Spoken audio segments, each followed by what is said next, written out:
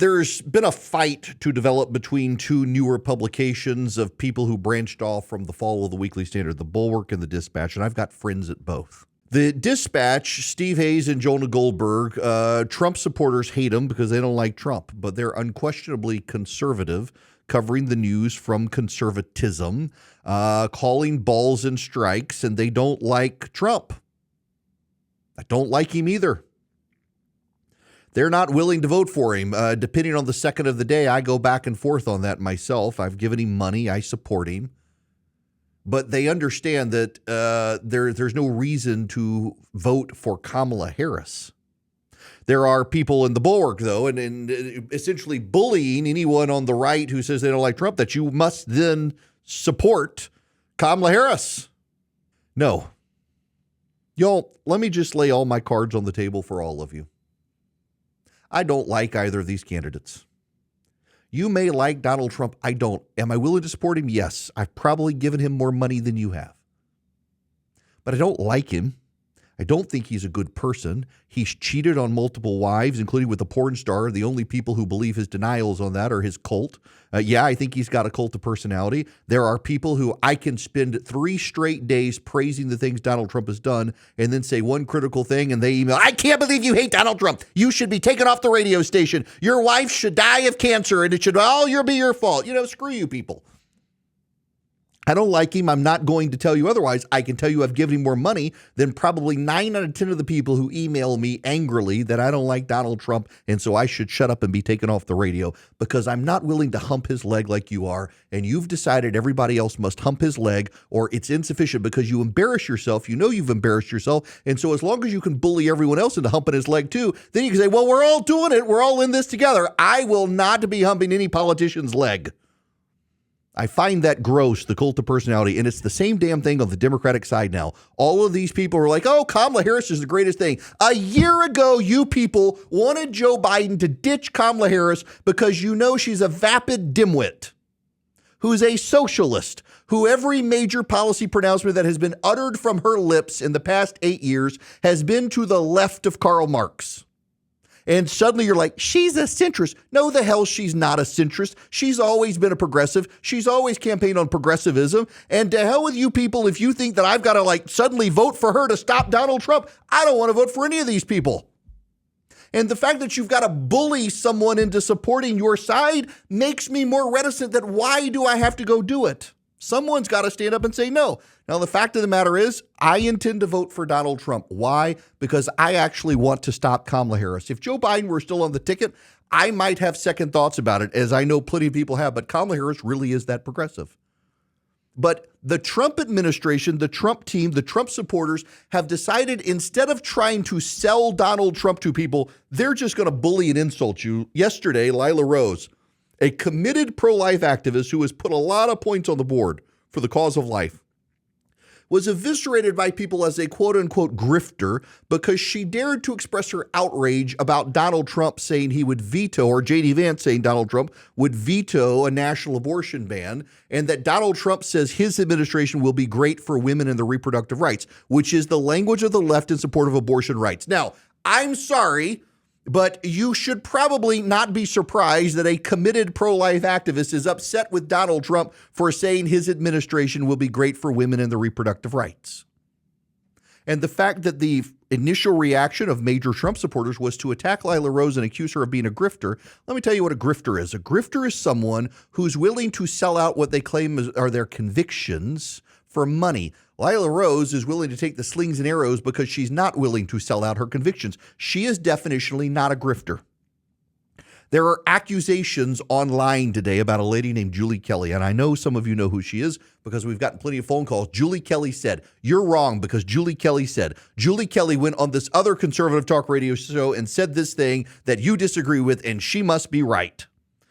Turns out she and her husband have been funding Democrats. If the word on the street is true, if the accusations on Twitter, and they appear to have the FEC receipts that she's given money to Biden and Beto O'Rourke and a bunch of other people, it looks like, yet again, people on the right have been played. And this comes up time and time again. People on the right are so willing to be played by the people who tell you what you want to hear.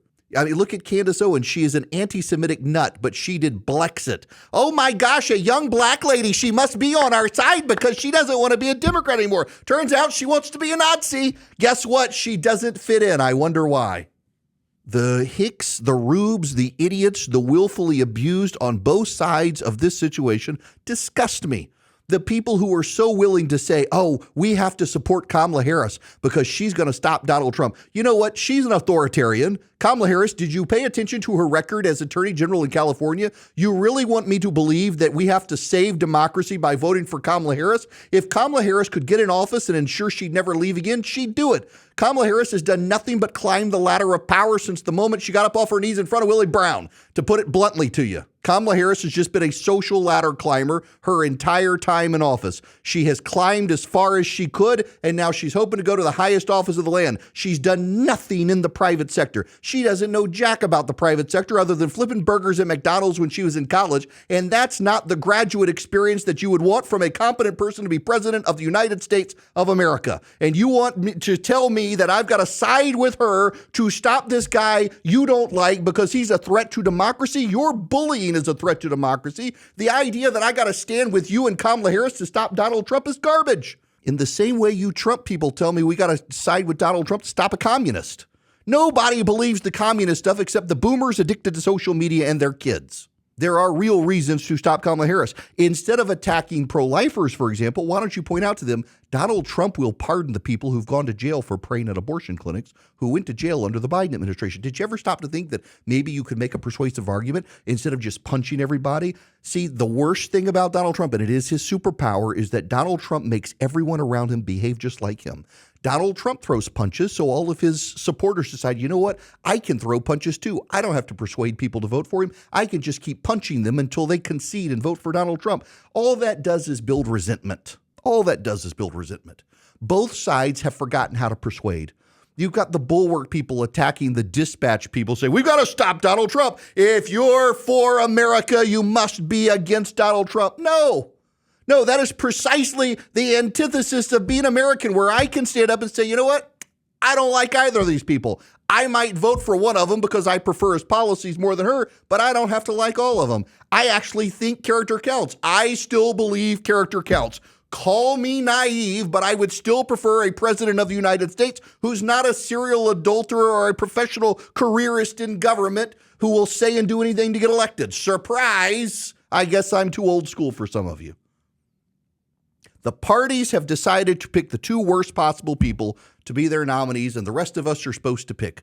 In 2016, someone said, if someone put a gun to your head and said, pick between Clinton and Trump, who would you pick? And I said the bullet. And there are days I feel the same way now. Except the tax cuts are going to expire in 2025, and I would prefer not to have my taxes go up.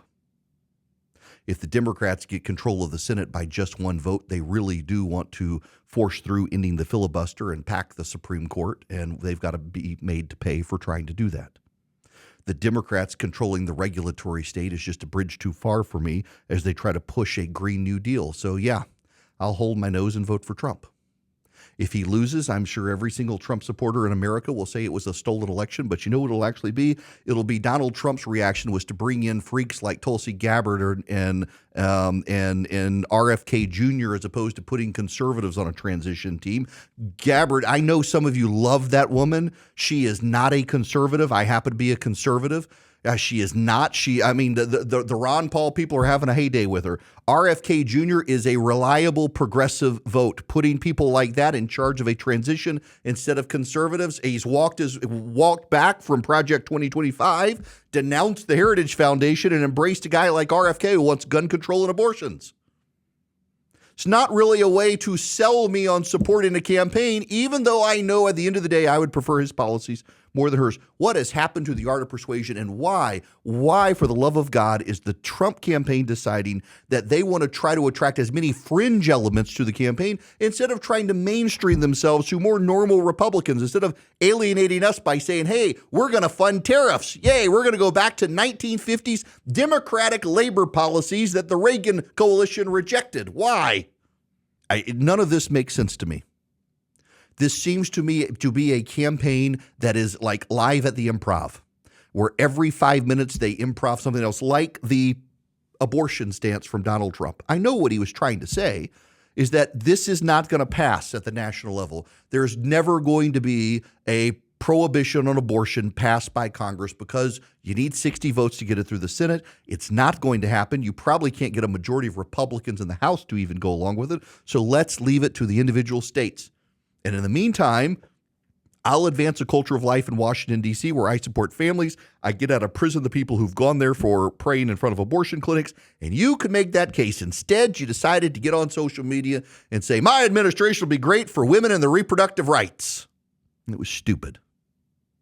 And we shouldn't be afraid to call these things stupid. And yet the Trump campaign, how dare you say that? It's not even the campaign. It's the social media supporters. It's the people who email me and call it angrily. You can't say anything critical about Donald Trump or you're not sufficiently loyal. I have not taken a loyalty test to any political party and certainly not to any politician in America. I've spent 12 years on the radio telling you exactly what I think, and I don't intend to change. And what I also think is you people on the left who think that you've got to bully me and try to shame me into supporting your side, let me tell you about your side. Your side is in the streets chanting death to the Jews while telling us that the anti-Semites are only on the right. You people are out there actually putting up vans to kill children at the Democratic National Convention, telling me it's normal. You're trying to tell us that mainstream loving families are weird and freak shows are normal.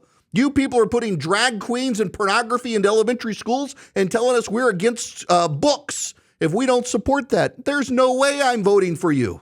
The idea, the audacity of you people to think you're for the end of America if you support Donald Trump. You know what? You're for the end of normalcy, decency, and Christianity if you support Kamala Harris. God's sakes, Barack Obama is the one who sued the nuns to try to force them to perform abortions. And in Illinois, where you had your Democratic convention, they're about to pass a law that would force churches in Illinois to fund abortions as part of their insurance plan. So I'm sorry. You know what you people who hate Donald Trump should do, the ones of you saying you have to support Kamala Harris because Donald Trump is a bridge too far? Instead of yelling at people who don't like Harris, maybe you should yell at the Democrats, tell them to stop being so weird, stop being so far left, stop being so in the pocket of the anti-Semites, of the pro-Hamas crowd, of the abortion crowd, of the trans crowd. But no, you can't do that. You expect the rest of us to surrender our values. So just like the Trump people who hump his leg and want the rest of us to hump his leg so they can't be exposed for their lack of shame, you don't want to be exposed for your lack of shame by surrendering all of your supposed lifelong values to support Kamala Harris. A pox on both your houses. I give up. This whole season disgusts me. The candidates are terrible people. The voters of the parties made that choice. The rest of us have to put up with it. And I'll go support Trump to stop Harris, but I'm not happy about it. And there's no reason for me to have to pretend to be, nor for you for that matter.